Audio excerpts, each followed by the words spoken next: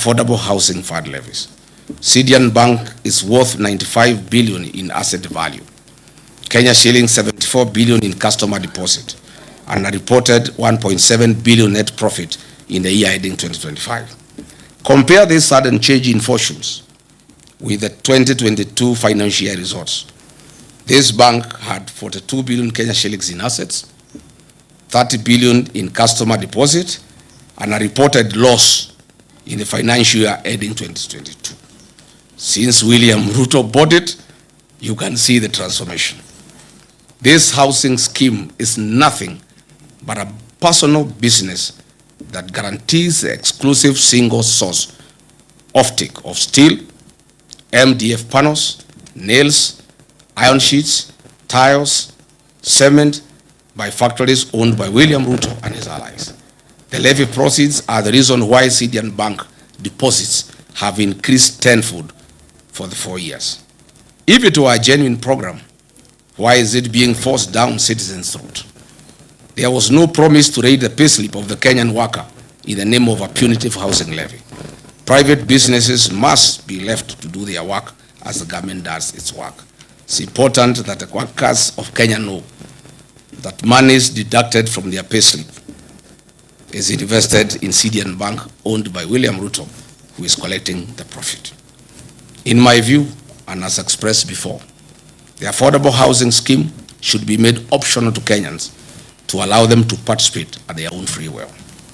Fellow Kenyans, Mr. William Ruto had promised that within 30 days of his presidency, he would establish a quasi-judicial public inquiry to establish the extent of cronyism and state capture in the nation and make recommendations.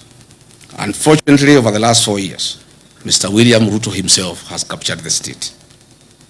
He has focused on centralizing control of independent constitutional commissions, state entities, public sector procurement, and unwarranted sale of strategic national assets.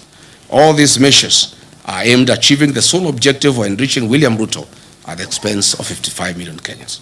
It should be noted that William Ruto has achieved the milestone of being certified as a US dollars billionaire in a record 4-year courtesy of looting Kenyan public coffers. Mr. William Ruto's 4 years in office has accomplished a mission of driving Kenyan entrepreneurs out of business. Contractors are out of business.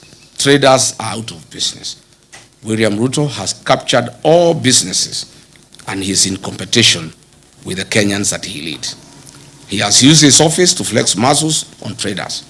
Where he has not pushed, his cordial CRBC has come in.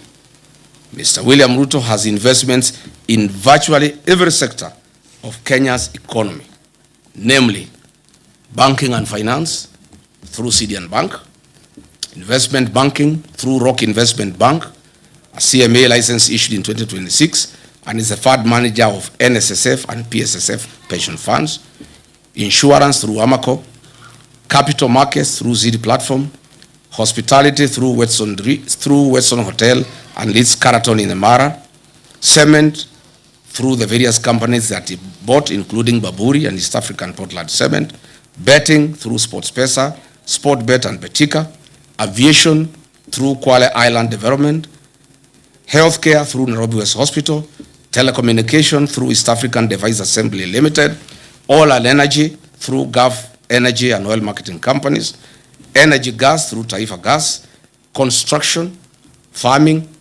currency security, he has recently bought Daru, transport, he has even gone into the matatu in business.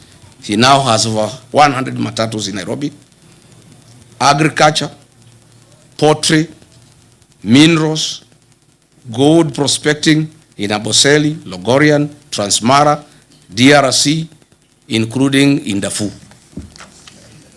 Literally, all business people in Kenya have been driven out of business by William Ruto.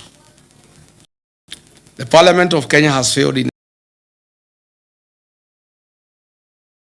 its legislative oversight and representative role. Its members, except the few who hang around with me, are on record boasting how They are paid for everything that they pass in Parliament. I must remind all